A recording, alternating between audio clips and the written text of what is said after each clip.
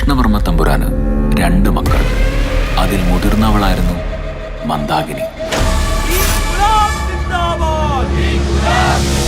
മന്ദാകിനിക്കാട് തുറക്കണം പോലും. പക്ഷെ മന്ദാകിനി നമുക്ക് ചുറ്റുമുണ്ട്. കാട് തുറക്കണം നല്ലതല്ലേ? അന്ധവിശ്വാസങ്ങളൊക്കെ പോട്ടെ. അത് മാമന് മന്ദാകിനിയെ കുറിച്ച് ശരിക്കും അറിയാനിട്ടാ. പോയ മനാഫേ, അവന്റെ ഒരു മന്ദാകിനി. നിങ്ങൾക്ക് മന്ദാകിനിയെ കുറിച്ച് എന്തറിയാം? പ്രേതമാണെന്നറിയാം. നല്ല ഫ്രഷ് ഇൻഫർമേഷൻ.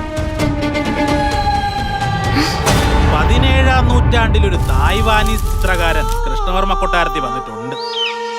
കൊട്ടാരത്തിലുള്ളവരുടെ പടങ്ങള് അയാൾ ഒരു ഓട്ടോബയോഗ്രഫി വരച്ചിട്ടുണ്ട്.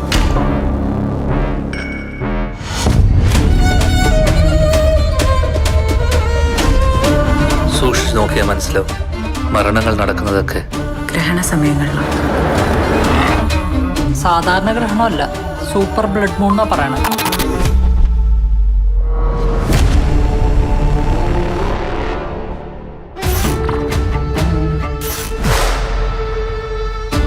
കൃഷ്ണ, മന്ദാകിനി കയ്യെത്തും ദൂരത്തുണ്ട്.